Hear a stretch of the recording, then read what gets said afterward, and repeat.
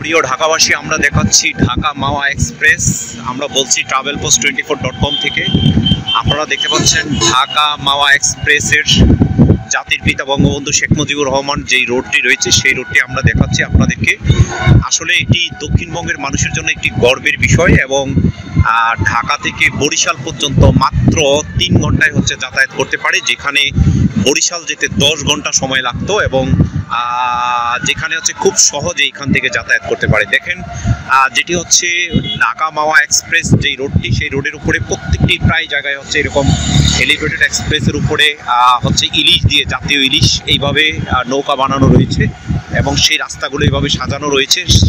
রাস্তাগুলোর মধ্যে আপনারা দেখতে পাচ্ছেন প্রায় 12 লেনের রাস্তা সার্ভিস রয়েছে এবং সার্ভিস লেন রয়েছে যেগুলো ডাইরেক্ট যাতায়াত করে। তাদের দেখতে পাচ্ছেন গাড়িগুলো কিভাবে যাতায়াত করছে। আপনারা যারা আমাদের ট্রাভেল ব্লগ দেখেন, আমরা বলি দ্য ইমেজ অফ বাংলাদেশ, বাংলাদেশের প্রতিচ্ছবি। আমরা বাংলাদেশের বিভিন্ন প্রান্তের এরকম ভিডিও করে থাকি। আপনারা দেখেন, আপনাদেরকে দেখাতে পারলে আমরা শান্তি পাই এবং আমাদের মনে ভালো লাগে। আপনারা লাইক করেন, শেয়ার করেন, কমেন্টস করেন।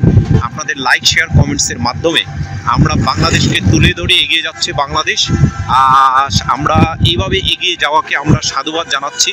বর্তমানে অন্তর্বর্তীকালীন সরকার রয়েছে, তারা বিভিন্ন প্রকল্পের মাধ্যমে বাংলাদেশকে যদি এভাবে এগিয়ে নিয়ে যায় তাহলে বাংলাদেশ উন্নয়নশীল দেশ হিসাবে পরিণত হবে এবং সেখানে মানুষ স্বস্তিতে যাতায়াত করতে পারবে। দক্ষিণের মানুষ কখনো চিন্তা করতে পারে না তারা এভাবে যাতায়াত করবে, এত সুন্দর রাস্তা পাবে এবং এই রাস্তার মাধ্যমে দক্ষিণের মানুষের যেই দুঃখ লাঘব হয়েছে সেটি, এবং দক্ষিণের বিশেষ করে 21টি জেলার মানুষ, দক্ষিণের খুলনা, এখান থেকে খুলনায় মাত্র 4 ঘন্টায় যেতে পারে, যেখান থেকে ঢাকা থেকে খুলনায় বরিশালে 3 ঘন্টায় যেতে পারে, যেটি অবিশ্বাস্য বিষয় ছিল।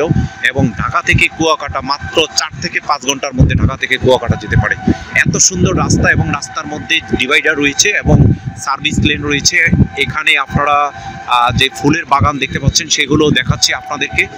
এভাবেই যাতায়াত করে। তো আপনারা আসলে আমাদের যে সাবেক সরকার ছিল শেখ হাসিনা সরকার, তিনি এই উন্নয়ন প্রকল্পগুলো এডিবির সাথে এবং বিভিন্ন উন্নয়নশীল দেশের সাথে কথা বলে তারা এই কাজগুলো করেছেন।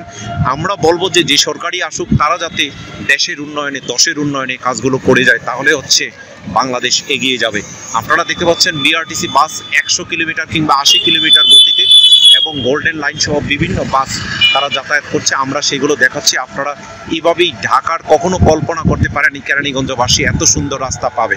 তো এই সুন্দর রাস্তার মাধ্যমে এবং সার্ভিস লেনের মাধ্যমে যাতায়াত করতে পারবে। এটি উন্নত দেশের একটি মাধ্যম, যার মাধ্যমে এবং রাস্তার নিচে দিয়ে রাস্তা নির্মাণ করা এবং যাতায়াত করা, সেটিও কেরানীগঞ্জবাসীর জন্য একটি অন্যরকম বিষয় ছিল। তো পর্যটক, আপনারা লাইক, শেয়ার, কমেন্টস করবেন আমাদেরকে।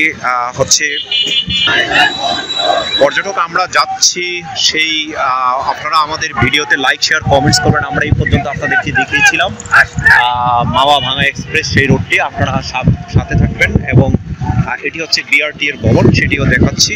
এই পর্যন্ত আপনাদেরকে অসংখ্য ধন্যবাদ। আজকে 21শে মার্চ 2025, আমরা সেই পর্যন্ত দেখাচ্ছি। সবাই ভালো থাকবেন, সুস্থ থাকবেন। পরবর্তী ভিডিওর সাথে আপনারা আমাদের সাথে যুক্ত হবেন।